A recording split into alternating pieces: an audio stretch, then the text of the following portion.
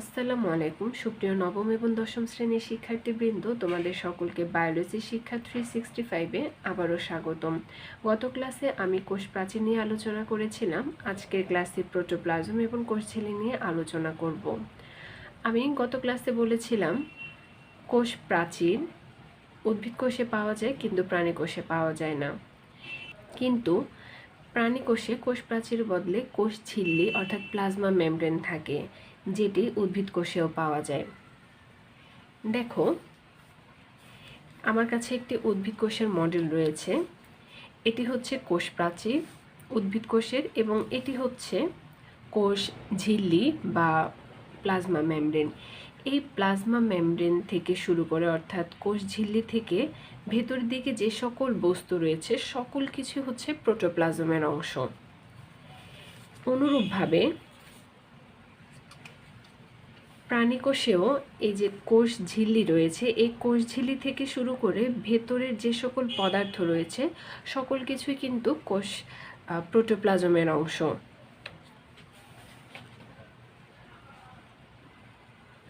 তাহলে আমরা বলতে পারি যে প্রোটোপ্লাজমে কোষ ঝিল্লিও কিন্তু প্রোটোপ্লাজমের অংশ।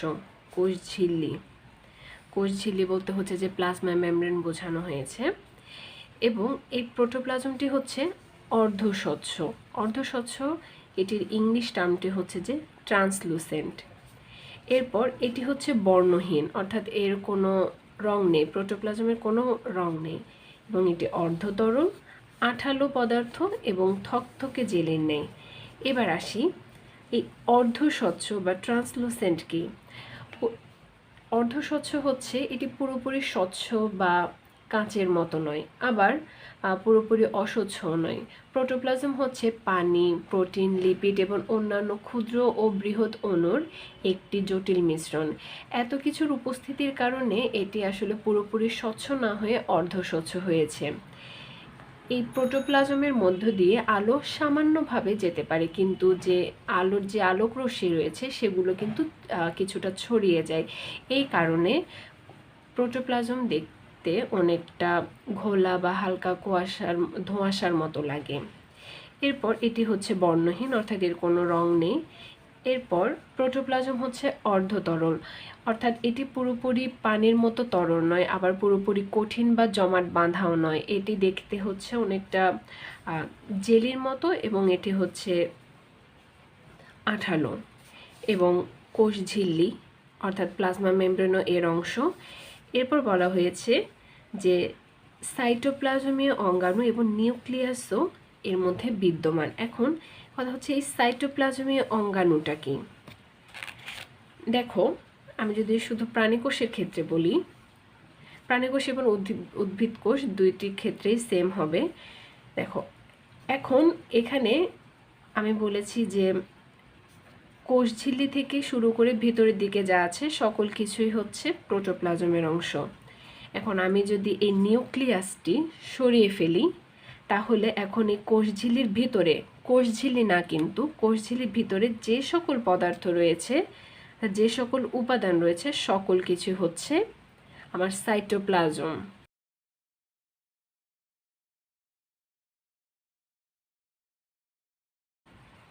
এবার আসি আমাদের পরবর্তী টপিক, কোষঝিল্লি বা প্লাজমা মেমব্রেন। এই প্লাজমা অর্থ হচ্ছে বস্তু, আর লেমা অর্থ হচ্ছে প্রাচীর। তাহলে প্লাজমা লেমা মানে হচ্ছে প্রাচীর দিয়ে বেষ্টিত বস্তুগুলোকে বোঝানো হচ্ছে। ওকে, তাহলে এই যে কোষ ঝিল্লির কথা বললাম, কোষ ঝিল্লি অর্থ হচ্ছে প্লাজমা লেমা। এটি হচ্ছে দ্বিস্তর বিশিষ্ট, অর্থাৎ এটি দুটি স্তর রয়েছে এবং এটি স্থিতিস্থাপক। আমি একটু পরে আলোচনা করব স্থিতিস্থাপক কি। এরপর এটি হচ্ছে বৈষম্য ভেদ্য পর্দা। বৈষম্য ভেদ্য পর্দা বলতে হচ্ছে সকল উপাদান স্থানান্তরিত হবে না, কিছু কিছু উপাদান হবে, যেমন পানি, খনিজ লবণ, এগুলো বৈষম্য ভেদ্য পর্দার ভেতর দিয়ে আসা যাওয়া করবে। তারপর যে গ্লুকোজ রয়েছে এগুলো হচ্ছে বিভিন্ন প্রোটিনের সাহায্যে আসা যাওয়া করবে, কিন্তু যে সকল বড় বড় অণু রয়েছে অণু রয়েছে এই সকলগুলো আবার বৈষম্যভেদ্য পর্দা দিয়ে অতিক্রম করবে না। অর্থাৎ কোষঝিলি হচ্ছে বৈষম্যভেদ্য পর্দা, এই কোষঝিলির ভিতর দিয়ে বড় বড় অণুগুলো যাওয়া আসা করতে পারবে না। এরপর কোষঝিল্লি বা প্লাজমা মেমব্রেন বা প্লাজমা লেমা এটি হচ্ছে লিপিড এবং প্রোটিন নিয়ে গঠিত। ওকে, দেখো আমার কাছে এখানে একটি হচ্ছে কোষঝিল্লির একটি মডেল বা চিত্র আমি এখানে দিয়েছি। দেখো আমরা বলেছিলাম যে কোষঝিল্লি দ্বিস্তর বিশিষ্ট এবং প্রোটিন এবং লিপিড দ্বারা গঠিত। দেখো এখানে এতটুক পর্যন্ত, এখান থেকে এতটুক পর্যন্ত এবং এখান থেকে এতটুক পর্যন্ত এগুলো হচ্ছে লিপিড স্তর। এটি হচ্ছে লিপিড স্তর, এটিও লিপিড স্তর। তাহলে এখানে একটি স্তর দেখা যাচ্ছে লিপিডের, এখানেও একটি স্তর দেখা যাচ্ছে লিপিডের, তাহলে টোটাল হলো দুটি স্তর। অর্থাৎ কোষ ঝিল্লি দুই স্তর বিশিষ্ট। এরপরে বলেছে এটি প্রোটিনের সমন্বয়ে গঠিত। কোষ ঝিল্লিতে অনেকগুলো প্রোটিন রয়েছে, যেমন কিছু প্রোটিন আছে যেগুলো উভয় সারফেসে কভার করে থাকে, অর্থাৎ যে দুটো যে প্রাচীর রয়েছে, এ একটি প্রাচীর, এ একটি স্তর, এ একটি স্তর, এই দুটো স্তরকেই পরিবেষ্টন করে রাখবে, এগুলোকে বলা হচ্ছে ইন্টিগ্রাল প্রোটিন। এরপর যে আরও কিছু প্রোটিন রয়েছে যেগুলো হচ্ছে চ্যানেল প্রোটিন। চ্যানেল প্রোটিনের মাধ্যমে হচ্ছে কোষের ভেতরে এবং বাইরে নির্দিষ্ট কিছু জিনিস যেমন আয়ন, অণু এগুলো আসা যাওয়া করতে পারে, এগুলোকে বলা হয় চ্যানেল প্রোটিন। এরপর এখানে কিছু প্রোটিন আছে যেগুলো হচ্ছে শুধুমাত্র যে কোনো একটি স্তরের মধ্যে থাকবে, তাদেরকে বলা হচ্ছে পেরিফেরাল প্রোটিন।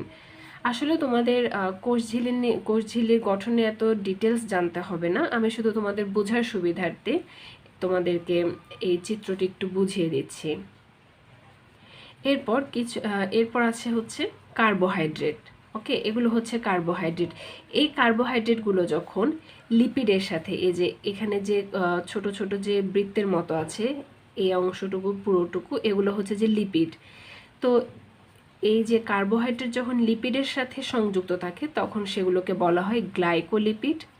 আবার কার্বোহাইড্রেট যখন প্রোটিনের সাথে যুক্ত থাকে তখন সেটিকে বলা হয় গ্লাইকোপ্রোটিন। তাহলে আমরা বুঝে গেলাম যে কোষঝিল্লির গঠনটা কীরকম হয়। আচ্ছা দেখো, আমরা যখন খাবার খাই তখন সেই খাদ্য পাকস্থলী অর্থাৎ স্টোমাক থেকে আংশিক হজম হয়ে ক্ষুদ্রান্তে আসে। আমি একটু তোমাদেরকে একটি চিত্রের মাধ্যমে জিনিসটি বুঝিয়ে দিই। এই যে দেখো, আমরা যখন খাবার খাই তখন সেই খাদ্য পাকস্থলীকে ইংলিশে বলা হয় স্টোমাক। তারপরে আমরা যদি এই চিত্রটি দেখি, এটি হচ্ছে একটি হিউম্যান বডি, এখানে যে লিভার দেওয়া হয়েছে এটিকে বাংলায় বলা হয় কলিজা। লিভারকে বাংলায় বলা হয় কলিজা, স্টোমাককে বাংলায় বলা হয় পাকস্থলী। তারপর দেয়া আছে এটি হচ্ছে লার্জ ইন্টেস্টাইন, এই লার্জ ইন্টেস্টাইনকে বলা হয় বাংলায় বৃহদান্ত্র। এরপর আছে স্মল ইন্টেস্টাইনকে এই যে এখানে যেরকম সুতার মতো যে কিছু দেখা যাচ্ছে এগুলোকে বলা হয় স্মল ইন্টেস্টাইনকে বাংলায় বলা হয় ক্ষুদ্রান্ত্র। এখন আমরা যখন খাবার খাই তখন সেই খাদ্য পাকস্থলীতে আংশিক হজম হয়। এরপর সেই আংশিক হজম হওয়া খাদ্যগুলো আবার ক্ষুদ্রান্তে চলে আসে অর্থাৎ স্মল ইন্টেস্টাইনে চলে আসে এবং এখানে এসে এটি সম্পূর্ণভাবে হজম হয়ে যায়। এই ক্ষুদ্রান্তের কাজ হচ্ছে এই হজম হওয়া খাদ্য থেকে পুষ্টি উপাদান যেমন হচ্ছে গ্লুকোজ, অ্যামিনো অ্যাসিড এগুলো শোষণ করা। আমাদের শরীরকে খুব অল্প সময়ের মধ্যে পুষ্টি উপাদান শোষণ করতে হয়, কিন্তু ক্ষুদ্রান্তের প্রাচীর নির্দিষ্ট মাপের হয়ে থাকে, তাই শোষণের মাত্রাটাও হচ্ছে এখানে সীমিত। যদি কোষের শোষণ ক্ষমতা বাড়ানো না যায় তবে কিন্তু আমরা পর্যাপ্ত শক্তি পাবো না এবং অপুষ্টিতে ভুগব। এর জন্য কোষ ঝিল্লি অর্থাৎ প্লাজমা মেমব্রেন বা প্লাজমা লেমা আঙ্গুলের মতো, অর্থাৎ আমরা যে দেখো এখানে চিরুনি যে আমরা ব্যবহার করি সেই চিরুনির দাঁতের মতো কিছু ক্ষুদ্র ক্ষুদ্র প্রবর্ধক বা বৃদ্ধির মতো গঠন তৈরি করে। এই প্রবর্ধকগুলোকে বলা হয় মাইক্রোভিলাই। এই মাইক্রো অর্থ হচ্ছে ক্ষুদ্র এবং ভিলাই অর্থ হচ্ছে বৃদ্ধি বা প্রবর্ধক। বৃদ্ধি বা প্রবর্ধক। এখানে স্মল ইন্টেস্টাইনের কোষের মানে স্মল ইন্টেস্টাইনের কোষের কিছু ছবি এখানে দেয়া হয়েছে। এখানে এই অংশগুলো হচ্ছে কোষ ঝিল্লি, প্রতিটা কোষের এগুলো হচ্ছে কোষ ঝিল্লি। এই কোষ ঝিল্লিগুলো বাহিরের দিকে এভাবে আঙ্গুলের মতো হচ্ছে প্রবর্ধক সৃষ্টি করে, এগুলোকে বলা হয় মাইক্রোভিলাই। যদি কোষে মাইক্রোভিলাই না থাকতো তাহলে খাদ্য শোষণের গতি অনেক কমে যেত। এর ফলে আমাদের দেহের পুষ্টির অভাব হতো এবং আমরা দ্রুত শক্তি পেতাম না। মাইক্রোভিলাই মূলত কোষের উপরিভাগের আয়তন বা জায়গা বাড়ানোর জন্য ব্যবহৃত হয়, যাতে খাবার থেকে পুষ্টি উপাদান দ্রুত শোষণ করা যায়। দেখো, ধরে নাও এটি হচ্ছে আমার কোষ ঝিল্লি। এটা এখন যেই অংশটুকু দখল করে আছে, এটিকে যখন আমি আমার আঙ্গুলগুলোকে যখন আমি আরও সামনের দিকে বের করব তখন আমার এটি আরও বেশি জায়গা দখল করে নেবে। তো মাইক্রোভিলাই হচ্ছে সেম, যে এটি অতিরিক্ত খাদ্য শোষণের জন্য, যেহেতু আমাদের শক্তি দরকার, আমাদের প্রাণীদের শক্তি দরকার, তাই অতিরিক্ত খাদ্য শোষণের জন্য তার যে কোষের যে উপরিভাগের আয়তন বা জায়গাটা আছে সেটি বাড়ানোর কাজ করে থাকে।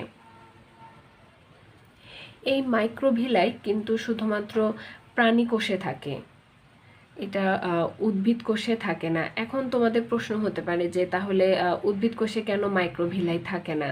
আসলে উদ্ভিদ কোষের কোষ প্রাচীর কোষকে একটি নির্দিষ্ট এবং শক্ত আকৃতি দেয়, তাই কোষ প্রাচীর ভেদ করে কোষ ঝিল্লির পক্ষে এভাবে বাইরের দিকে প্রসারিত হওয়া বা ভাঁজ হওয়াটা সম্ভব হয় না। আর উদ্ভিদের ক্ষেত্রে পুষ্টি বা পানি শোষণের কাজটি মূলত মূলের মাধ্যমে হয়ে থাকে, সেখানে তারা মূলরোম ব্যবহার করে, তাই হচ্ছে তাদের আলাদাভাবে কোষের ভেতরে মাইক্রোভিলাইয়ের প্রয়োজন হয় না। এ কারণে উদ্ভিদ কোষে মাইক্রোভিলাই থাকে না। এখন আসলে মূলরোমটাকে আমি যদি একটু দেখাই, দেখো এটি হচ্ছে এই পুরোটুকু হচ্ছে উদ্ভিদের মূল। এখানের মধ্যে এই যে ছোট ছোট সুতার মতো যে গঠন বা তন্তুর মতো যে গঠনগুলো দেখা যাচ্ছে, এগুলো হচ্ছে মূলত মূলরোম। এর মাধ্যমে হচ্ছে ওরা মাইক্রোভিলাইয়ের মতো করে তাদের পুষ্টি বা পানি শোষণের কাজটি করে থাকে। তাহলে দেখো যে কোষঝিল্লির যে ভাঁজ, সে ভাঁজকে হচ্ছে মূলত মাইক্রোভিলাই বলা হয়, যা এক বচনে হচ্ছে মাইক্রোভিলাস। এই যে কোষঝিল্লির এগুলো হচ্ছে ভাঁজ, ওকে, এই ভাঁজগুলোকে হচ্ছে মাইক্রোভিলাই বলা হয়ে থাকে, যাকে এক বচনে মাইক্রোভিলাস বলা হয়। এখন আমি বলেছিলাম যে স্থিতিস্থাপক অর্থাৎ কোষঝিল্লি স্থিতিস্থাপক। দেখো এটার জন্য একটা উদাহরণ দিই। যেমন দেখো এই বেলুনটিতে যখন আমি বাহির থেকে চাপ দিচ্ছি, এটি ভেতরের দিকে ঢুকে যাচ্ছে, আবার যখন আমি হাতটি সরিয়ে নিচ্ছি তখন কিন্তু এটি আগের জায়গায় চলে আসলো। আমি আরেকটি উদাহরণের মাধ্যমে বুঝিয়ে দিই। দেখো এই রাবারটি বর্তমানে এই অবস্থায় আছে, এটিকে যখন আমি টেনে লম্বা করছি এবং আবার যখন ছেড়ে দিচ্ছি তখন এটি ঠিকই তার পূর্বের অবস্থায় ফিরে এসেছে। এই যে বেলুন এবং রাবার এত কিছুর করার পরও তারা তাদের আগের অবস্থায় ফিরে এসেছে, এটি হলো বেলুন ও রাবারের স্থিতিস্থাপকতা। তেমনি কোষ ঝিল্লি বা প্লাজমা মেমব্রেন বা প্লাজমা লেমাকে যদি বাহির থেকে চাপ দেয়া হয়, তখন এদের কোষ ঝিল্লির যেই লিপিড স্তর রয়েছে, লিপিড অণুগুলো রয়েছে, আমি তখন দেখিয়েছিলাম যে কোষ ঝিল্লির লিপিড অণুগুলো পরস্পরের সাথে এভাবে লেগে থাকে, উভয় স্তরে এভাবে করে লেগে থাকে। তাহলে এটাকে যখন কোষ ঝিল্লিকে যখন বাহির থেকে প্রেসার দেওয়া হয়, অর্থাৎ বাহির থেকে যখন চাপ দেওয়া হয়, তখন এই যে লিপিড অণুগুলো এরা কি করে পরস্পর থেকে সামান্য আলাদা হয়ে যায়, এভাবে করে সামান্য আলাদা হয়ে যায় তারা। কিন্তু আবার যখন চাপটা অপসারণ করা হয় তখন তারা আবার সে পূর্বের অবস্থায়, অর্থাৎ তারা আবারও পাশাপাশি চলে আসে। এটি হচ্ছে কোষ ঝিল্লি বা প্লাজমা মেমব্রেনের স্থিতিস্থাপকতা।